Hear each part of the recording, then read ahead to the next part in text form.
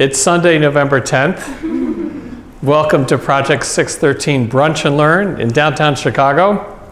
I want to thank Project 613 for inviting me to be their guest speaker. My name is Rabbi Yaakov Marcus. I teach in Israel at a College of Jewish Studies called Neve Yerushalayim and a Seminary of Jewish Studies called Sharim. And today's topic is angels. How do they work? The actual label of the class was, do we believe in angels? Well, that's easy. Yes, we do. That solved the whole intro topic of, do we believe in angels? The Torah does describe systems as angels. As a matter of fact, in this week's Parsha, this week's Torah portion, 3 angels come to visit Abraham after his circumcision at the age of 99. So what are they and how do they work? And that's going to be what we're going to begin with. Why would God use an angelic system? What is the advantage? And why does God need these forces? So if we pretend God is up, even though God is everywhere, as a metaphor, let's call God up. Now, heaven, according to Judaism, has lots of levels in it. It's not like there's a heaven. There are heavens, and each one creates another layer that hides God's infinite oneness, infinite perfection. So he uses layer upon layer of a spiritual realm to hide himself. Each one subdivided, so you get thousands of levels.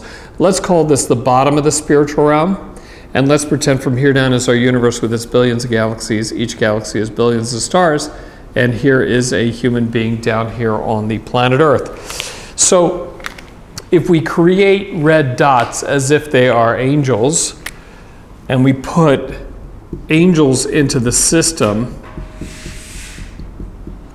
what the Almighty does is create trillions upon trillions of spiritual forces, and the Torah teaches us, through oral Torah anyway, that these spiritual forces are the basis for physical, chemical, and biological systems. So that friction, gravity, weather, physics, chemistry, biology are all based on spiritual principles. And what the Almighty does is He wills a force into existence to carry out a particular process. So I remember when I was in high school and we had to memorize all 30-some steps of the Krebs citric acid cycle of photosynthesis, which was a nightmare. So every single step in that process has a spiritual force behind it. But not only that, really every biochemical or chemical or physical interaction has a spiritual basis. So an electron orbiting a nucleus has a spiritual basis. We believe everything in the physical world is really a physical byproduct of spiritual processes, and these spiritual processes are called angels. So therefore, metaphorically speaking, if God's here and photosynthesis is taking place in a plant leaf, if you could take a picture of what God's will looks like when He causes that biochemical process to function, if you could take a snapshot of what God's will looks like when He causes it, so that's what an angel is. An angel is a label for the indirect process God is using when He causes something to take place in our world. And therefore, when you study principles of science, you're really studying mechanisms that are being run indirectly by God. Now, the metaphor for that, for understanding an angelic system, is if I were to put on a hand puppet, and let's say his name is, like Sesame Street hand puppets. So I put on a hand puppet, his name is Frank, and I say, hey Frank, do me a favor, can you flick on the light? The room's a little dark. And he says, sure, Rabbi Marcus, I'll be right back. And Frank goes and flicks on the light switch, and he says, will there be anything else? I say, no, thank you, that's fine, take a break. He says, okay, and he takes a break. Now, who really flicked on the light switch? Me. Who do I want you to think flicked on the light switch? The answer is Frank. So that is the indirect system the Almighty is using to run all these systems, meaning ultimately it's God, but He's creating an indirect mechanism that we're capable of understanding or tracking on some level, so that there's a layer between God and the actual action itself. So therefore, we don't believe that angels have free will. We believe that really they are expressions of the Almighty's will, and therefore they can't go against God. They are just a label for what God wants and how God's running something. Which triggers the obvious question. If Frank is really me and doesn't have an independent will, and I'm God, and Frank's my angel flicking on the light for me, since it ultimately was me flicking on the light, what purpose does Frank serve whatsoever? I mean, what a waste. Like, why do I need Frank? Now, to answer that question, you have to understand that anything God does requires no effort or energy. So God willing light into existence, or God indirectly willing light into existence, is all the same thing. It's not like complicated for God to constantly conduct trillions of operations every single instant. It doesn't mean anything to God.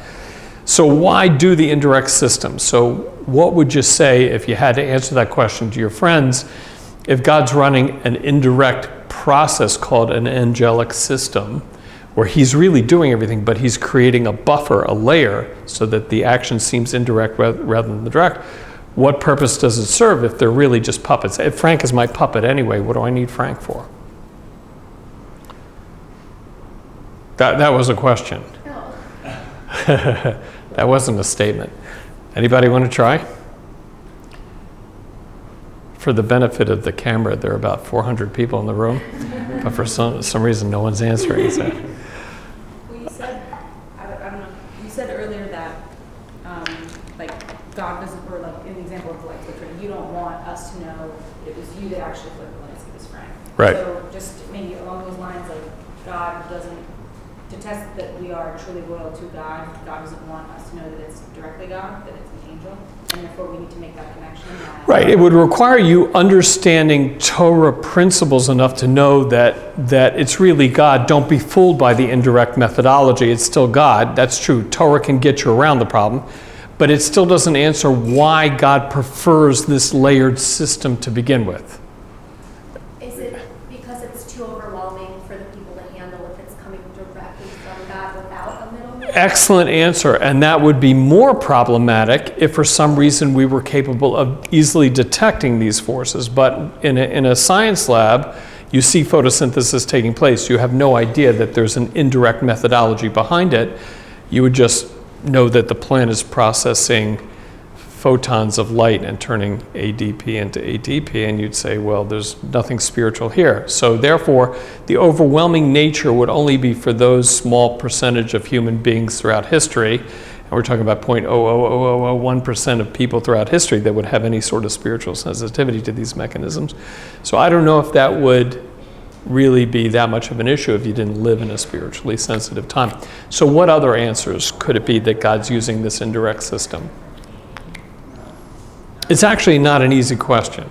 I just wanted to see. Does it have anything to do with, like, let's say you as a person see the angel, or see If you could. like, flipping the light switch, or your puppet, and like, does that have anything to do with your free will? Correct. That's the answer. It's another mechanism by which it allows for greater free will.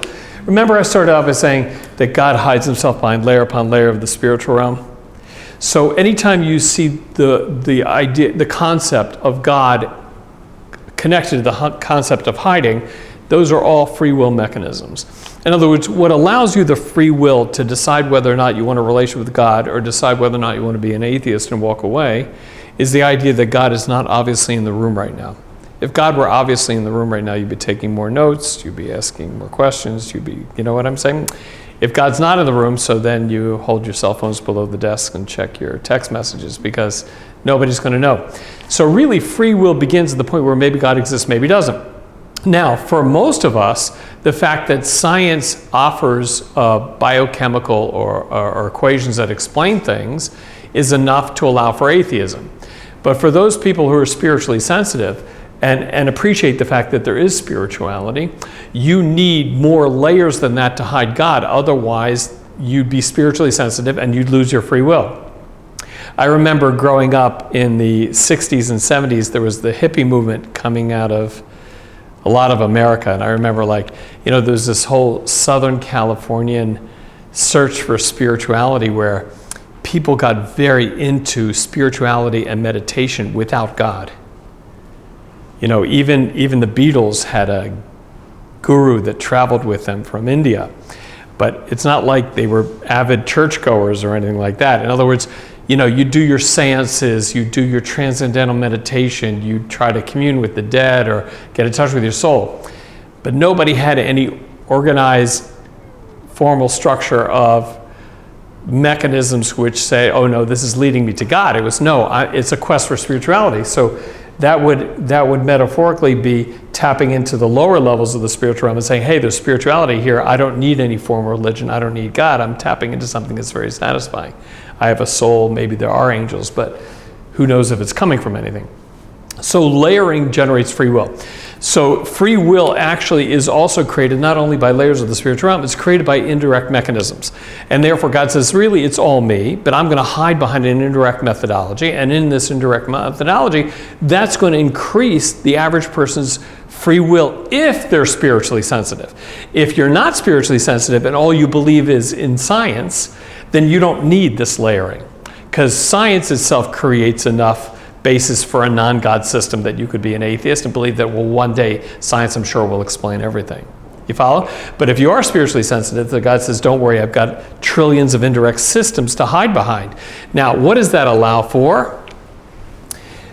If there is an indirect mechanism that God uses for some sort of physical, chemical, or biological process. Let's take, I don't know, let's say you're a farmer that lived thousands of years ago, and you need rain.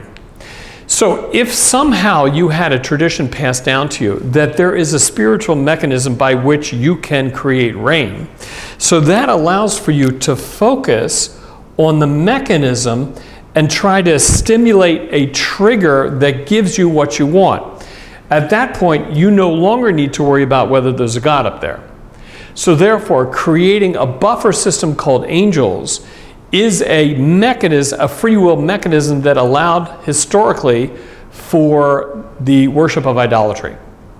Because idolatry is basically taking a mechanism God uses to run the world and to try to figure out methods of manipulating the indirect system to get what you need.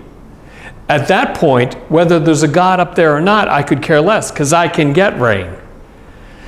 God says, you're not allowed to interfere with my indirect mechanism. If you want rain, you have to ask me, and it's none of your business how I send it to you. Maybe I'll say yes, maybe I won't. But you're not allowed to focus on the system I use to try to short circuit it and get what you need, because that ruins your ability to have a relationship with me. So it's idolatrous to ignore the fact that God's ultimately in control. So therefore, let's go back to Frank. He's my angel. He's my hand puppet. He's going to carry out a particular task. So what the Almighty does is he limits every spiritual force to one category of task. He does not create multitasking spiritual forces. So if Frank is capable of, I don't know, plant growth or photosynthesis or whatever it is, he can't do anything else, because I, God, only give him a mechanism to do one category of work. He can't cross. It's like, I don't know, is unions, do they work the same way? The union of electricians doesn't do carpentry work, and so on and so. So that's basically the spiritual basis for unions. Frank is only designed to do one thing. I can manipulate Frank to get what I want. How? Because you remember in the 1980s and 1990s? No, you probably don't. All computer video games had joysticks. Am I dating myself with what a joystick is? So if you pretend that God manipulates these puppets, these spiritual forces, with a master controller called a joystick, that's God's joystick. So he sends them down to do one category of work, and that's all they can do.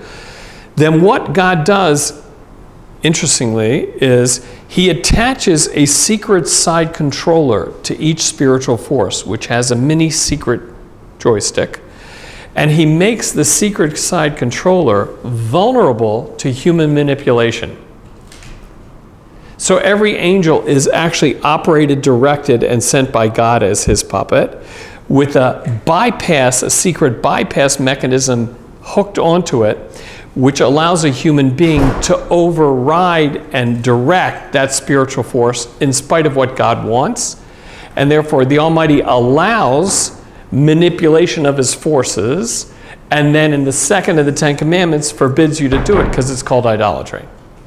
So the capability of a human being manipulating that secret side controller and redirecting a spiritual force to do what we want in some sort of idolatry mechanism has to be there to allow for free will. God says, I'm forced to do it to give you free will, but don't you dare touch my spiritual forces because that is idolatrous and that's a violation of the Ten Commandments.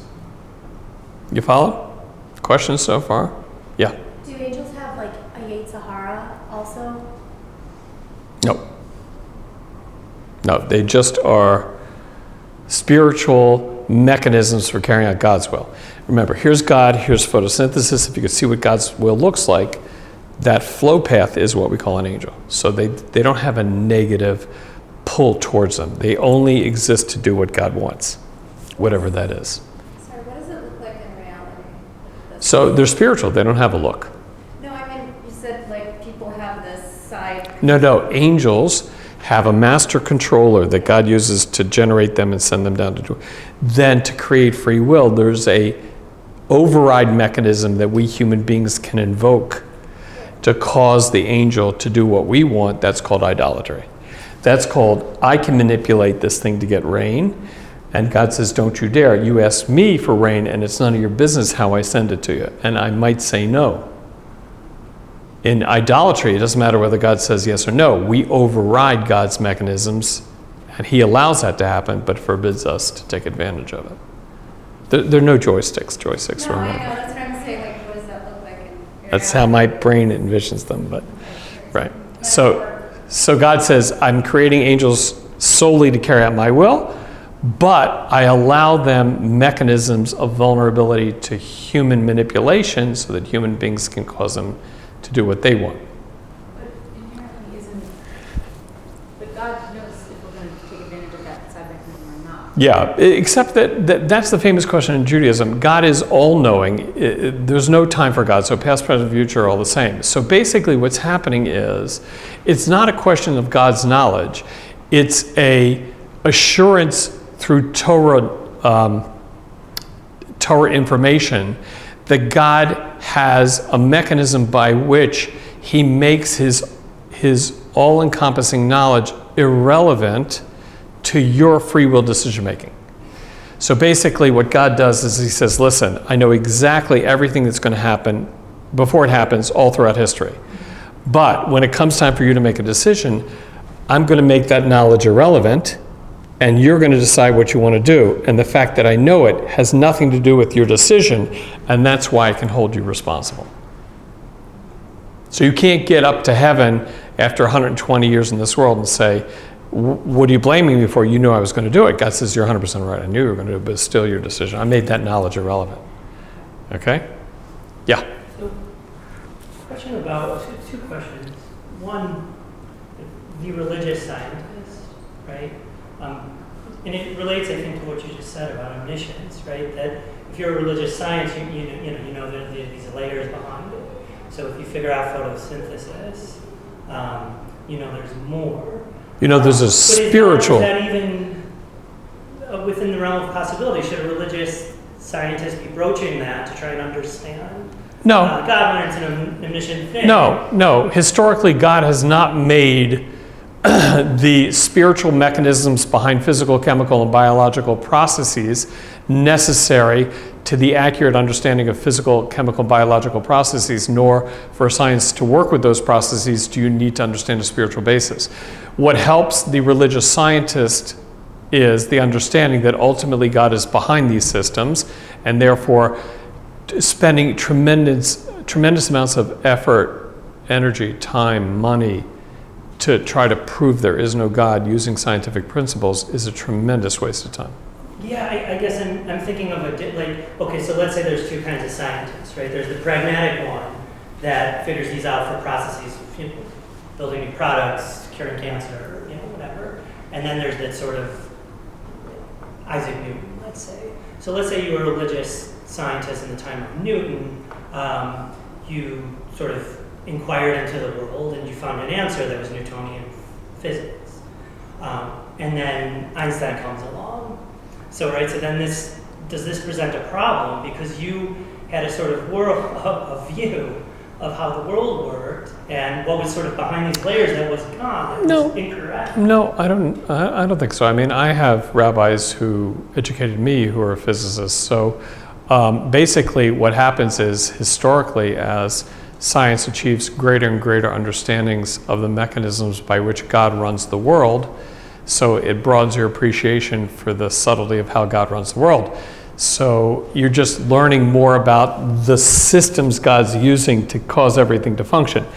Newton only had a certain amount of access to information based on observable experimentation, whatever you can do.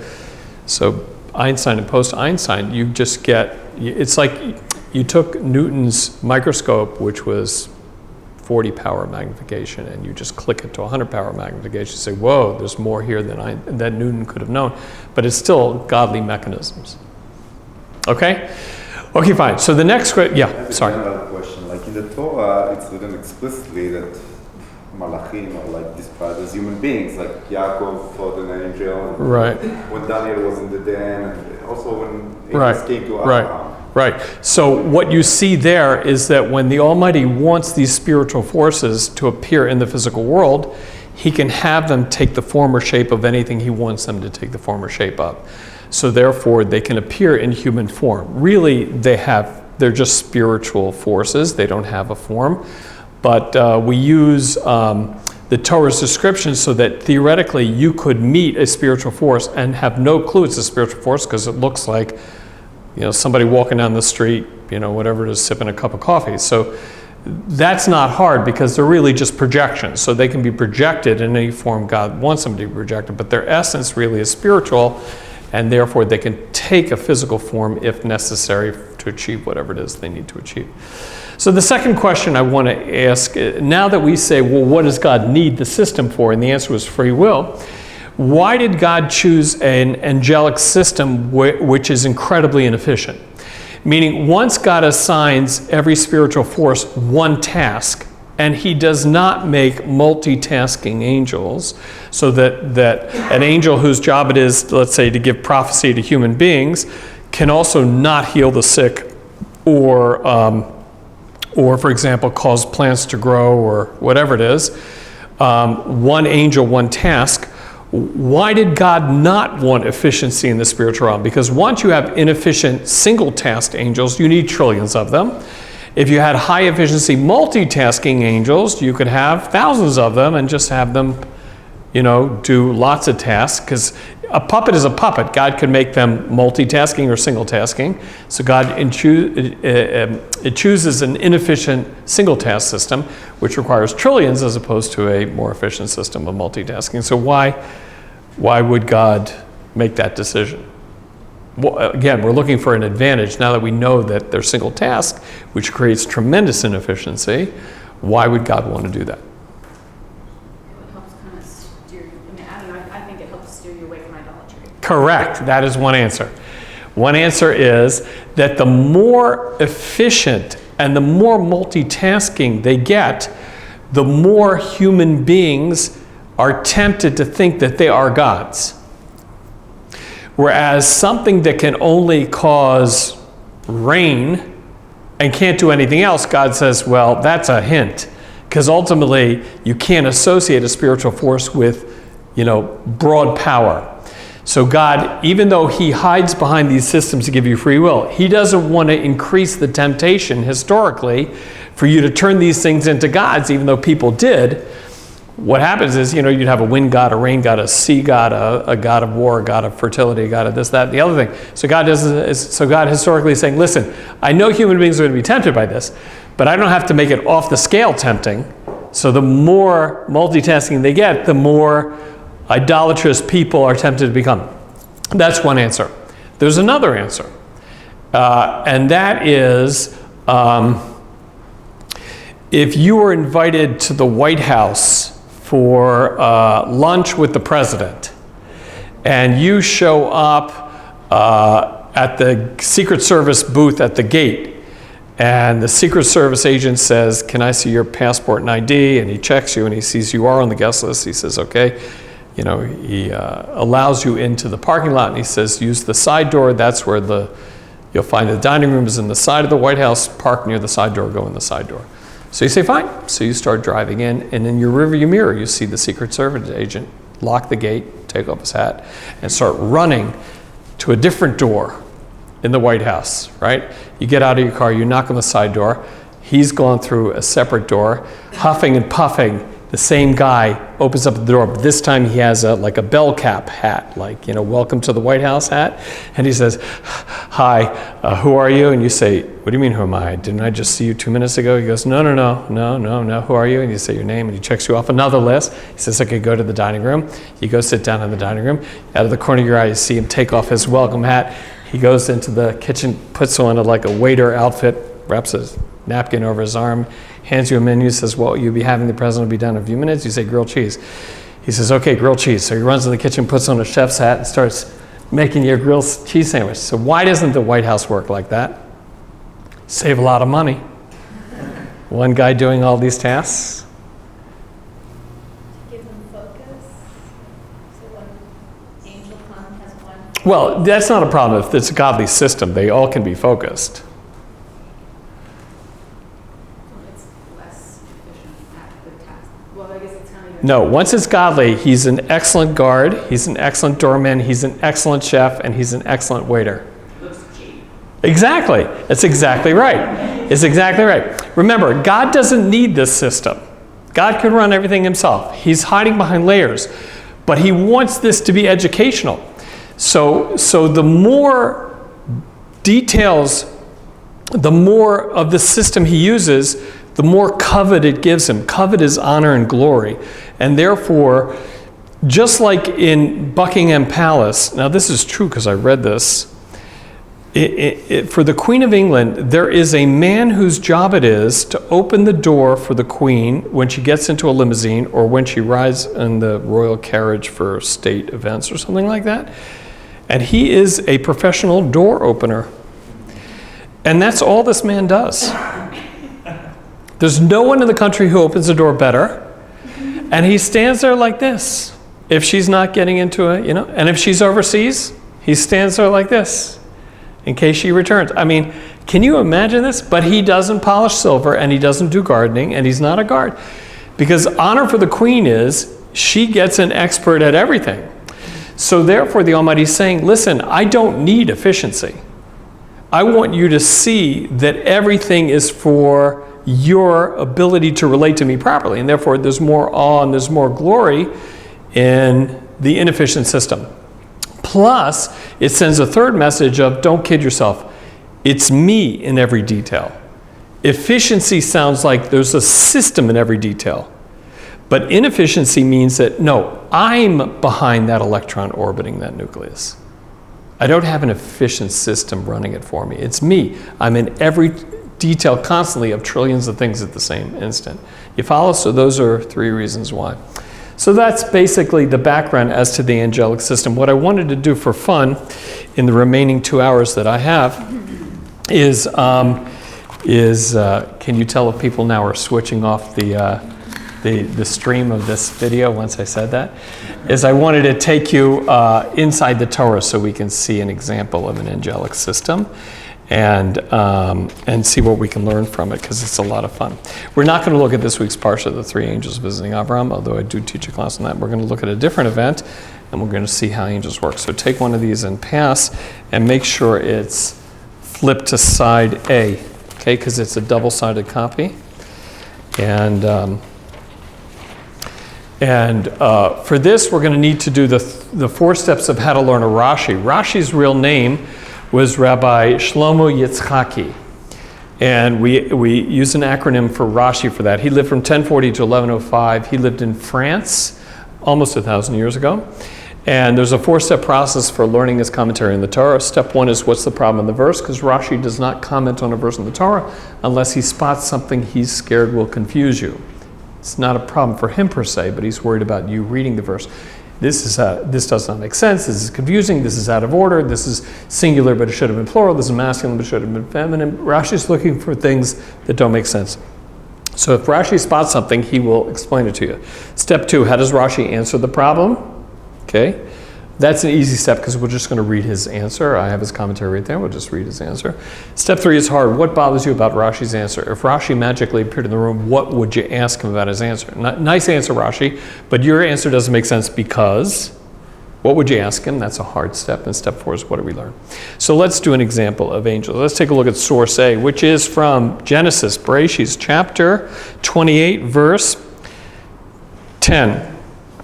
Jacob we're going to call Yaakov. So Yaakov steals the blessings from his twin brother Esau, who we're going to call Esau, and he has to flee out of the land of Israel, and he has to head out to his uncle Lavan's house outside the land of Israel. So on his way out, it says, Yaakov left Beersheba and went to Haran. Verse 11, he encountered the place. This place is going to be a hill where his grandfather Abraham tried to sacrifice his father Isaac. And in 1,000 years in the future, this is the hill where the temple is going to be built in downtown Jerusalem. So he encountered the place, that's the hill, and he spent the night there because the sun had set. He took from the stones of the place to arrange them around his head, and he lay down in that place. And he dreamt, this is the famous dream. In verse 12, he dreamt, and behold, a ladder was set earthward, his top was reaching heavenward, and behold, angels of God were ascending and descending on it. So angels of God were going up and down. So let's just draw this particular event. Here's the hill, and here is Yaakov laying down to sleep on the hill. Okay, there's Yaakov. He lays down to sleep, and there's a dream, and in that dream there's a ladder from heaven to earth, and there are angels going up and down the ladder. Now, if any of you don't know what the patriarch Jacob, Yaakov, actually looked like, you can come down after class and take a closer look. That is actually what he looked like. Okay, so now, let's take a look at Rashi in verse 12. Yaakov's ladder, the angels are going up and down. Flip the page to source. C, verse 12. Bottom of the left-hand column of source C, all the way down, right above source D. Look at verse 12. The angels were ascending and descending. So Rashi says the angels were ascending first and afterwards descending. So Rashi then explains why. Because the angels who escorted him in the land of Israel don't go outside of the land. Meaning Jacob is fleeing out of the land of Israel to an area called Haran, which is somewhere in modern-day western Turkey or eastern Iraq, somewhere up there. And since the angels of the land of Israel are not designed by God to go outside of the land, they were going back up to heaven. And afterwards, angels that escort you outside the land of Israel were coming down to earth to escort him because he was about to leave. So that's the answer. Now, when Rashi spots something in a verse he's scared will confuse you, 90% of the time, he will not tell you what the problem is. He will just answer it and figure out you're intelligent enough to figure out what the question must have been from the answer. Like if I'm Rashi and I say, the answer is partly cloudy with a chance of clearing, and I don't tell you what the question was, you're smart enough to figure out the question must have been, what's the weather today? Right? So Rashi doesn't have to say, and if you ask what's the weather today, question mark, the answer is partly cloudy with a chance of clearing. Rashi would just say partly cloudy with a chance of clearing. So Rashi says ascending first, afterwards descending. And then Rashi proceeds to answer it, saying the angels of the land of Israel don't go outside the land, so they were going to heaven. The angels of outside the land of Israel, for other countries, were coming down to escort him because he's leaving. So what was the problem with the angels going up and down that bothered Rashi? First they go up. First they Go up. What's the problem with that? They should go down from heaven. That's correct. What bothers Rashi, and hopefully you spot it as well, is we know angels are spiritual forces that represent spiritual mechanisms. So theoretically, if you're going to use a metaphor of angels ascending and descending, first angels should go down to do whatever it is God wants to do in terms of how he runs the world. When they're done, they should go back. So what bothers Rashi is why in this prophetic dream given to Jacob on this holy location is God showing Jacob the spiritual realm running backwards? Because angels don't go up and come down. Angels come down, and then when they're done, they go back. So it's backwards. That's what bothers Rashi. So what's Rashi's answer? Rashi's saying, no, it's not backwards because set of angels. Different sets of angels. How does that answer the problem? And there were already angels down with Yaakov, and they had to go back. Correct. Rashi is answering the question by saying, if it were one set of angels, then for sure it's backwards, because you don't go up and then come down. But Rashi says that's not what's happening here. There have been angels with Jacob for the last, whatever it is, few decades, because he's been in the land of Israel. And since he's about to cross the border, they can't go with him. So that old set of angels is leaving, and a new set of angels to escort him outside the land is coming down. So since it's two different groups, there's no backwards and forwards. It's only one group that would be backwards. But if the old group is leaving and a new group is coming down, that's actually perfectly correct in terms of order. See how Rashi answered it? Tough question. If Rashi magically appeared in the room, what would you ask him about that answer? Nice answer, Rashi, but what questions would you ask him about that answer? I remember, what did Rashi just teach you? That God has a rule. The angels of the land of Israel that are designed for escorting, remember, one angel, one task, so there must be escorting angels, don't go outside the land of Israel. And a new set of escorting angels designed for outside the land of Israel are coming down to escort him when he's outside the land of Israel. So what questions that trigger?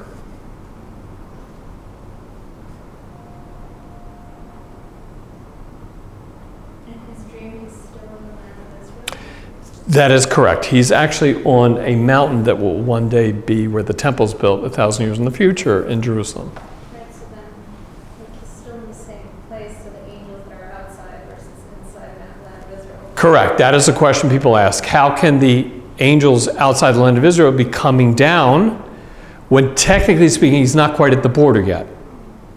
Right? He's a few miles from the border. So what are they supposed to do in the meantime? You hear the question? So the oral Torah, the Medrash, answers that and says that in the dream, the legs of the ladder actually extend to the borders. So when they do come down, they're coming down to the border and waiting for him to get there.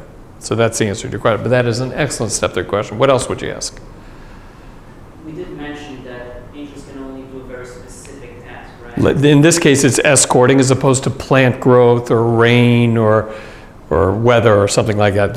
Their job is to escort. Only to escort. That's all they do. What question does that trigger? Because otherwise we'd have angels coming up and down all the time. All the time, correct. Good. But what question would you ask me, or ask Rashi based on that? Well, where can those angels escort to?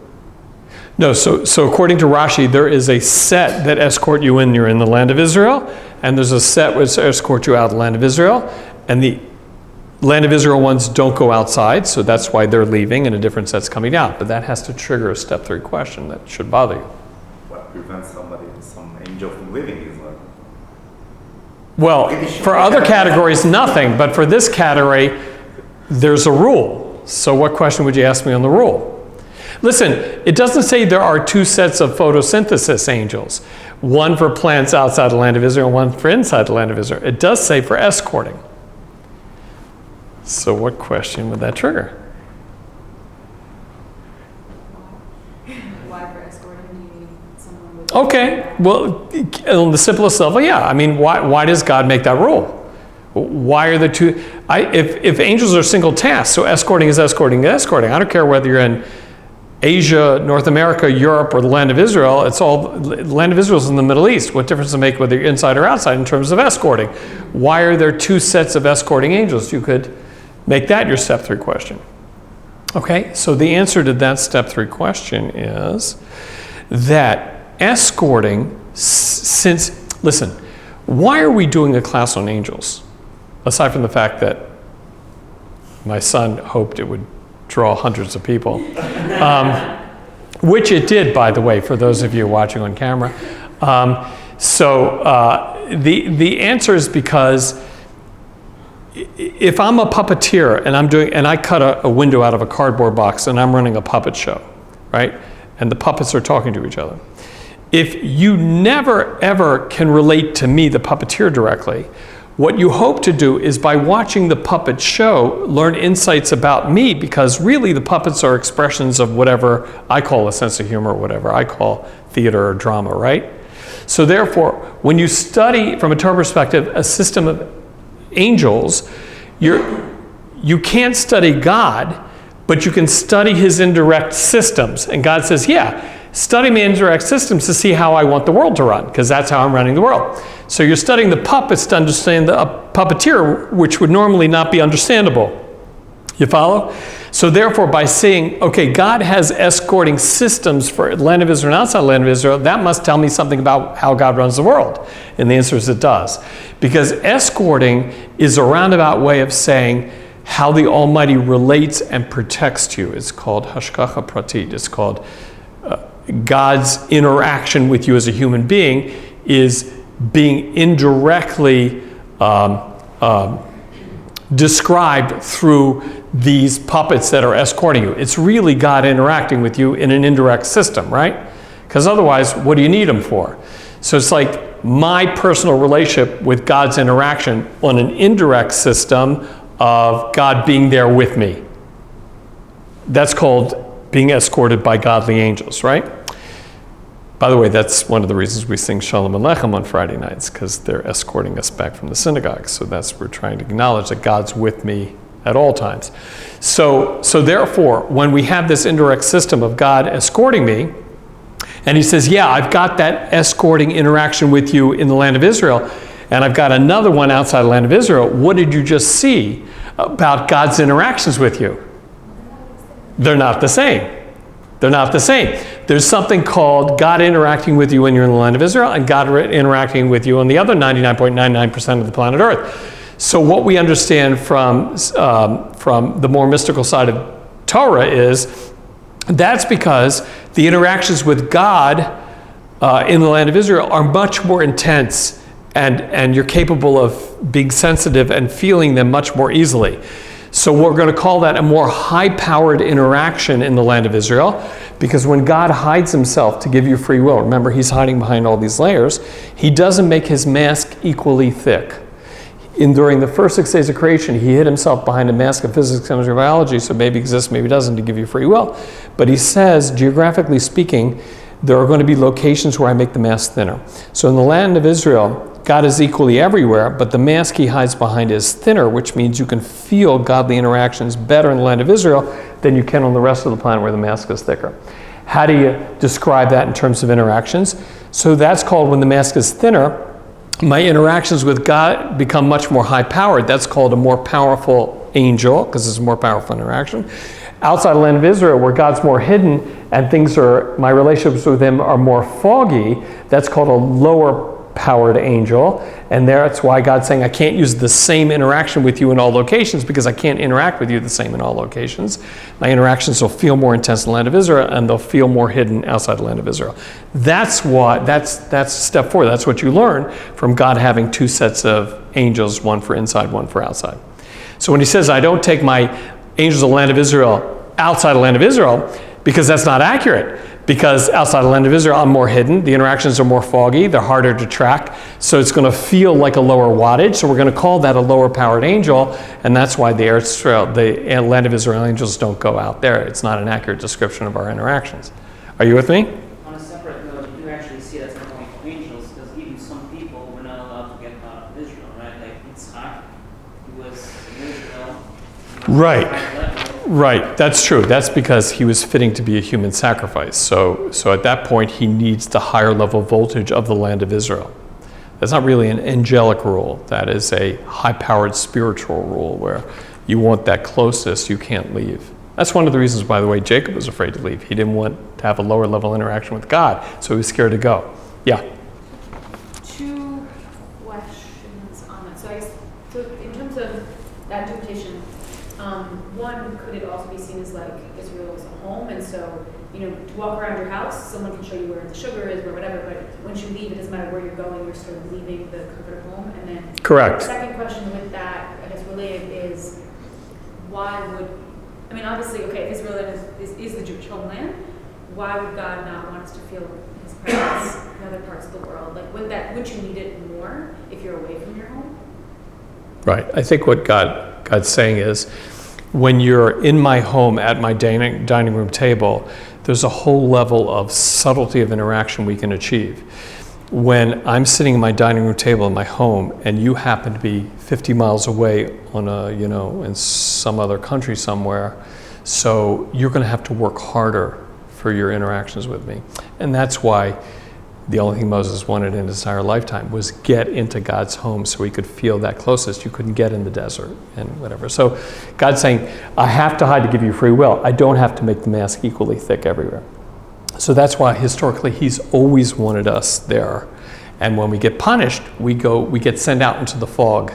God says, okay, you want a closer relationship with me? Work harder, and I'll invite you back. So that's a historical relationship with the Jewish people we've been trying to achieve for thousands of years.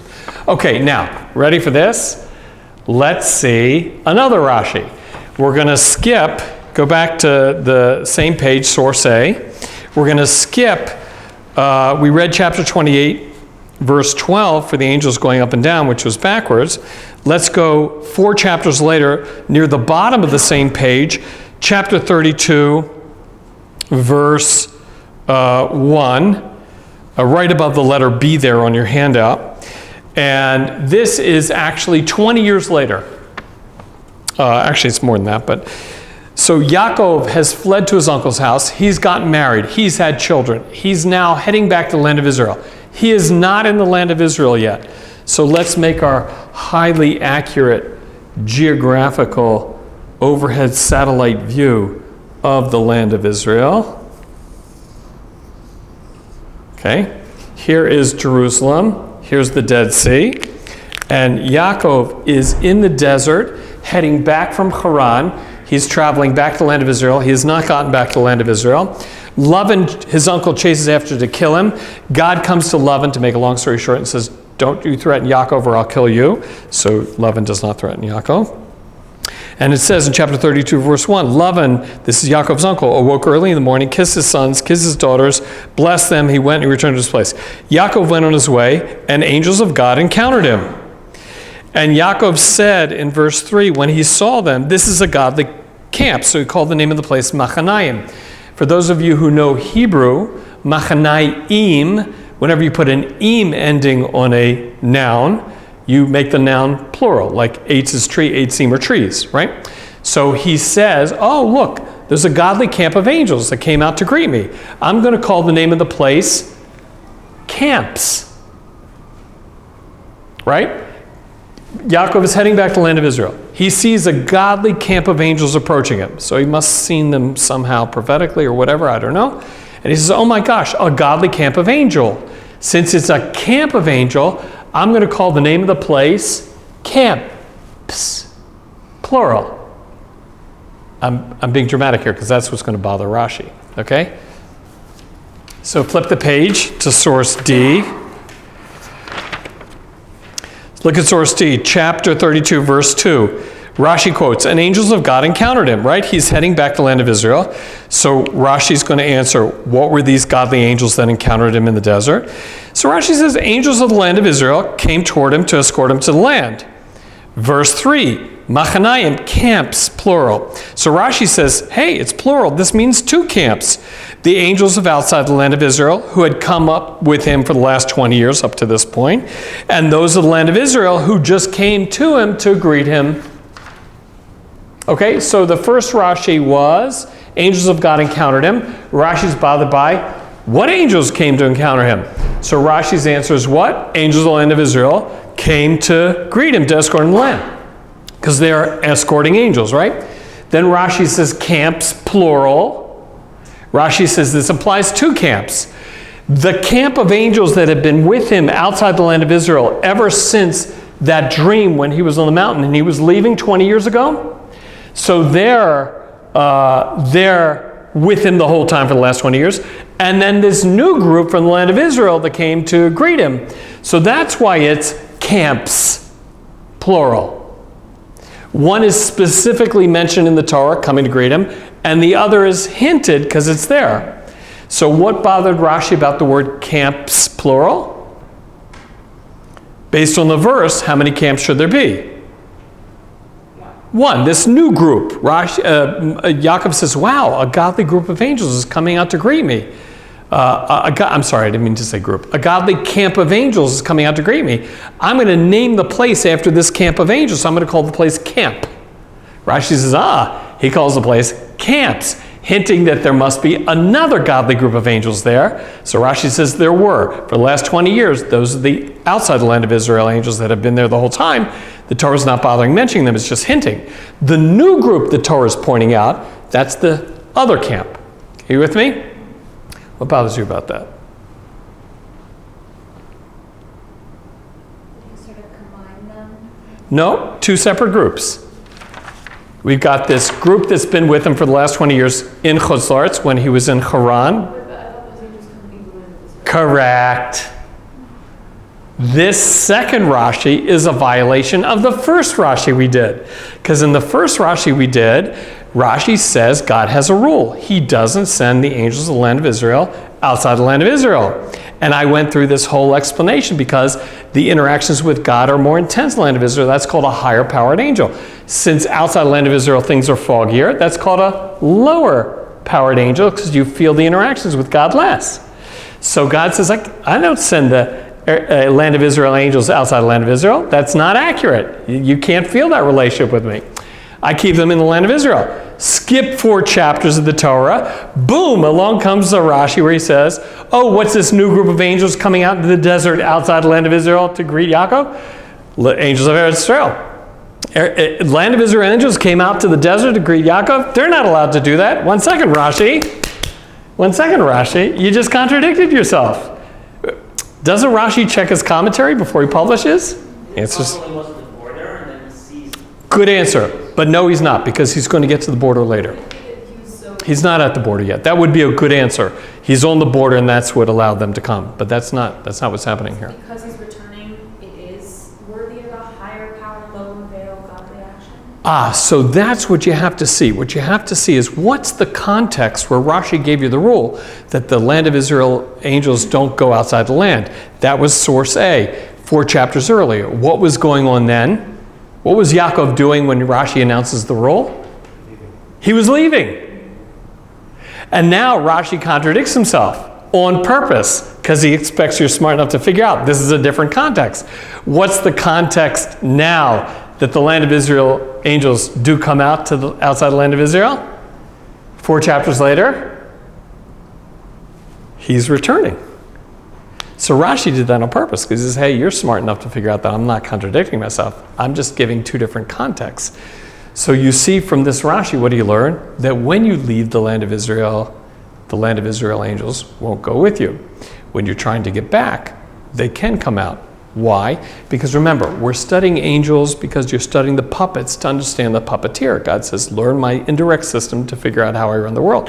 So what you're seeing here is angels, since they represent God's will, must have some sort of parallel to what God's essential will must be. So when God has a high-powered, intense interaction with you called, when the mask is thinner in the land of Israel, I can interact with you more intensely. So when you go outside the land of Israel, we're not going to get the same interaction. It's going to be thicker and foggier there. That's going to be a lower power interaction, so I'm not going to send the high-powered out, because that's not what you're going to experience. Why is that in the context of the first Rashi? Because since Jacob, who represents the Jewish people, is going into exile, God says, listen, even if you have to, it's not my essential will that Jews should have to leave my home. Land of Israel is where you can get to me more closely. You may have to go, but I don't have to help. So therefore, you get a low-powered interaction when you leave. But if Jews historically are trying to get back, that's God's essential will. The Jews would one day be able to return back to that closest. God says, I will help you get back, and therefore you'll get my higher powered interaction when you're trying to come to me, because I want you to come back to the land of Israel. Then he will send his high powered out. So what do you learn from this? If you all decide to go visit the land of Israel, let's say you want to learn some Torah, you want to visit the Kotel, whatever, before you pick up the phone to call your travel agent, the land of Israel angels are already helping to make it the process easier for you, because God wants you to come visit.